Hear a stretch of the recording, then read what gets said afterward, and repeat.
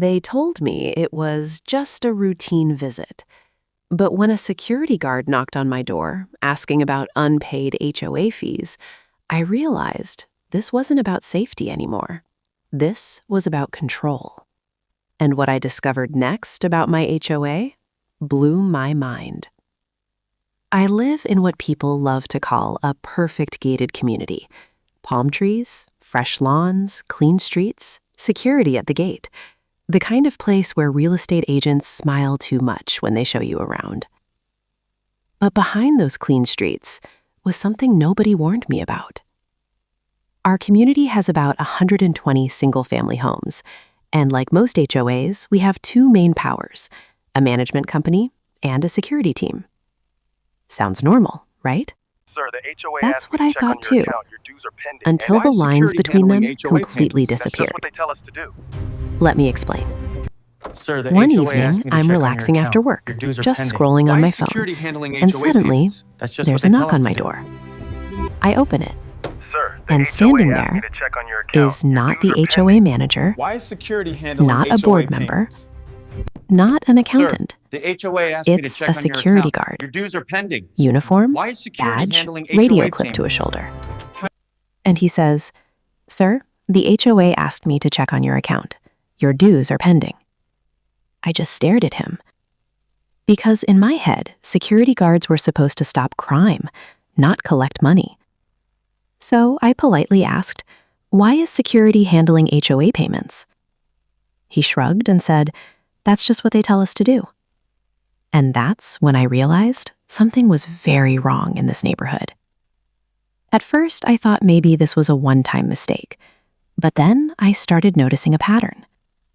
Security wasn't just patrolling the gates anymore. They were knocking on doors about late fees, collecting paperwork for construction bonds, following up on HOA violations, and even questioning homeowners about remodeling approvals. That's not security. That's administration. And administration is supposed to be handled by the Community Association Manager, the CAM. So I started asking questions. Who exactly is running this place? Is it the management company? Or the guards with walkie-talkies? Because here's the scary part. Security has power. They can stop you. They can question you. They can restrict access. But when you mix that power with financial enforcement, you don't get safety. You get intimidation.